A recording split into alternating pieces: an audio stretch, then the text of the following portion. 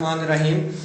आज हम एनाटॉमी का पहला चैप्टर स्टार्ट करने जा रहे हैं। पहले चैप्टर में हम डिस्कस करेंगे एनाटॉमी की डेफिनेशन के बाद हम डिस्कस करेंगे डिफरेंट ब्रांचेस ऑफ एनाटॉमी। तो आज हम स्टार्ट करते हैं डेफिनेशन से, एनाटॉमी की डेफिनेशन से। एनाटॉमी की डेफिनेशन जैसा कि आप लोगों को यहाँ पर विजिबल है, a branch of medical science which deals with the study of internal structure of different organs of body of organisms is called anatomy. Anatomy medical science की एक ऐसी ब्रांच है, एक ऐसी शाख है, ठीक है, जिसमें हम डिफरेंट ऑर्गन, मुख्तलिफ अज़ा, जिस्म के मुख्तलिफ अज़ा के स्ट्रक्चर, साख्त की स्टडी करते हैं, साख्त का मुतालिया करते हैं। ये है anatomy. Anatomy is a branch of medical science which deals with the study of structure of different organs of body.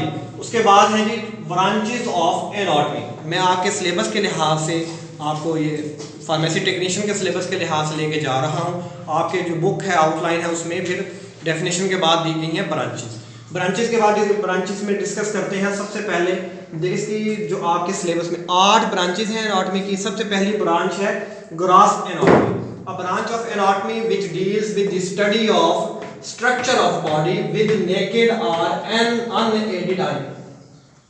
ये एनाटॉमी की एक ऐसी ब्रांच है जिसमें हम जिस्म के मुख्तलिफ अज़ा के स्ट्रक्चर को स्टडी करते हैं। नेकेड आई, नेकेड आई वो आंख होती है जो नॉर्मल रूटीन में, अब जैसे मैं खड़ा हूँ, ये मेरी नेकेड आंख है, नंगी आंख है, इसके ऊपर कोई माइक्रोस्कोप नहीं लगाई गई हुई, यानी कि माइक्रोस्कोप और किसी लेंस के इस्तेमाल के बगैर जिस्म के मुख्तलिफ हिस्सों की साख्त की स्टडी को हम ग्रॉस एनाटॉमी कहते हैं। ग्रॉस एनाटॉमी या मैक्रोस्कोपिक एनाटॉमी कहा जाता है। मैक्रोस्कोपिक, नॉट माइक्रोस्कोपिक, ठीक है। उसके बाद है हिस्टोलॉजी।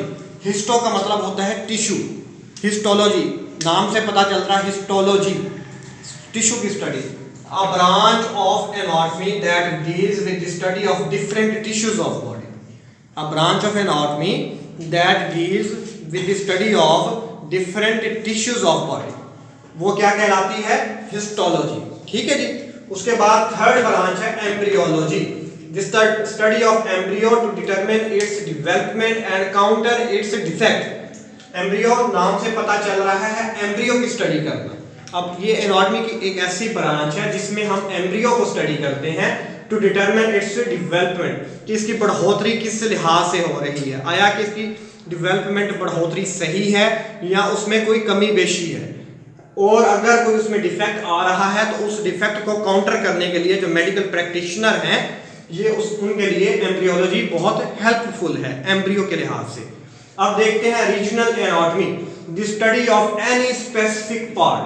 रीजनल, इलाकाई, रीजन का मतलब इलाका, स्पेसिफिक पार्ट मतलब, रीजन का मतलब कोई खास हिस्सा। The study of any specific part of body is called regional anatomy, ठीक है जी। उसके बाद है सिस्टेमिक एनाटॉमी, नाम से पता चल रहा है किसी भी सिस्टम की study.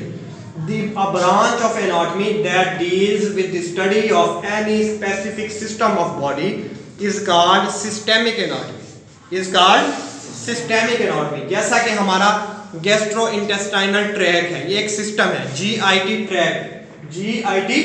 Track, nervous system, circulatory system, इनकी स्टडी सिस्टेमिक एनाटॉमी कहलाती है।